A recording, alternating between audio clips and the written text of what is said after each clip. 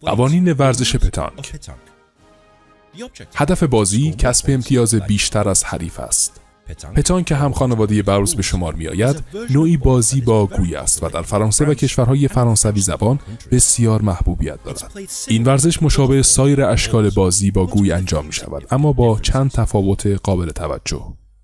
اولاً گوی‌ها که به عنوان بول شناخته می‌شوند از فلز و با وزن 650 تا 800 گرم ساخته می‌شوند و بازیکنان از گوی‌هایی با الگوهای متفاوت نسبت به حریفان خود استفاده می‌کنند. بازیکنان در استایل سینگل هر یک 3 گوی، در استایل دابل هر یک 3 گوی و در تیم‌های تریپل هر یک 2 گوی در مسابقه دارند. ایدئال این است که گوی‌ها تا حد امکان نزدیک به جک پرتاب شوند.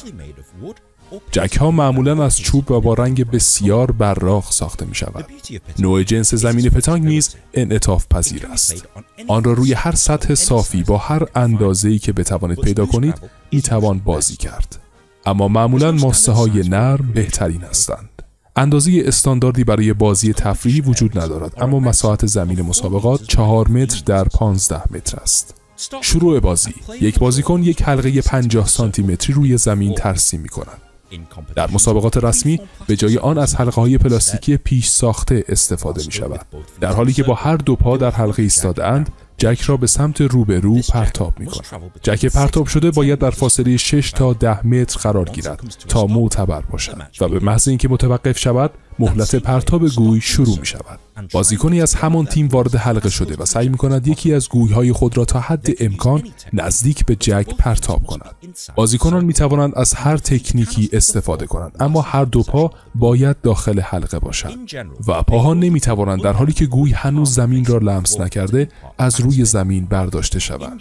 به طور کلی آنها گوی را با کف دست رو به زمین پرتاب می کنند تا چرخش به عقب ایجاد شود.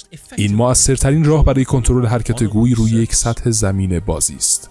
پس از اینکه آن پرتاب انجام شد، نوبت حریف است که همین کار را انجام دهد. اما نکته اینجاست. ایدئال این است که یکی از گوی‌های شما نزدیکترین فاصله را به جک داشته باشد.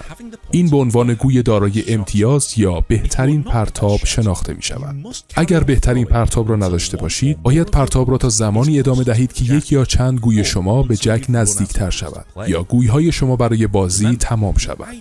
به یاد داشته باشید، ایدئال این است که گوی‌های خود را تا حد امکان به جک نزدیک کنید، زیرا عدم انجام این کار به نفع حریف شماست. پس از پرتاب تمام گوی‌ها با نزدیکتر بودن یک گوی به جک یک امتیاز دریافت می‌کنید و سپس برای هر گویی که نسبت به هر یک از گوی‌های حریف به جک نزدیکتر باشد یک امتیاز اضافی کسب می‌کنید.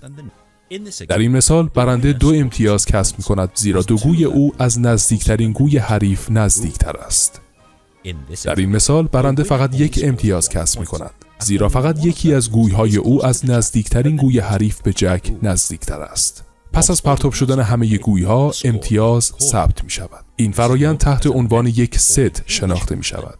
تیم برنده ست قبل ست جدید را با رسم حلقه‌ای دور جک شروع می‌کند. جک را برمی‌دارد و سپس آن را پرتاب می‌کند تا یک ست دیگر در جهت مخالف قبلی شروع شود. یک بازی تا امتیاز 13 ادامه می‌یابد. اولین بازیکن یا تیمی که به امتیاز 13 برسد برنده می شود. این ورزش استراتژی‌های زیادی دارد و اساساً به میزان زیادی مهارت، چیرگی و راهبرد نیاز دارد. اما چند نکته دیگر هم وجود دارد که باید قبل از انجام بازی یا تماشای بازی بدانید. به عنوان مثال انواع پرتاب. چند نوع پرتاب وجود دارد که بازیکنان از آنها استفاده می کنند. پرتاب امتیازی یا پوینتینگ. پرتاب گوی به یک موقعیت استراتژیک است که در آن بازیکنان گوی را به یک نقطه خاص، معمولاً جلوی جک، پرتاب می کنند. پرتاب برخوردی یا شوتینگ. پرتابی است که یک بازیکن گوی را با هدف اصابت و خارج کردن گوی حریف از بازی پرتاب می کند. پرتاب قوس بلند. گوی به ارتفاع زیاد در هوا پرتاب می شود و معمولاً برای عبور از روی گوی‌های دیگر استفاده شده و کمترین حرکت ممکن پس از فرود آمدن را دارد. و پرتاب کهو. بازیکن سعی می کند گوی حریف را از زمین خارج کند، در حالی که گوی خود را دقیقاً در همان نقطه باقی گذارد. قوانین حلقه و جک. حلقه و جک باید به ترتیب حداقل 1 متر و نیم متر از هر مانعی فاصله داشته باشند. اگر هر کدام از آنها در فاصله کمتر از این فاصله قرار گیرند، بازیکن میتواند حلقه یا جک را حرکت دهد تا فاصله مجاز ایجاد شود. اگر جک به محدوده غیر مجاز بازی برود، بازیکن باید ست را از نو شروع کند. سوخته: اگر گوی بازیکنی خارج از محدوده علامت گذاری شده بازی فرود آید، گوی سوخته محسوب شده و از بازی حذف می شود.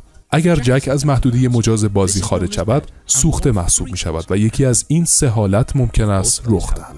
اگر هر دو بازیکن یا تیم گوی برای بازی داشته باشند یا هر دو گویی برای بازی نداشته باشند، ست باطل می شود و باید به طور کامل دوباره بازی شود.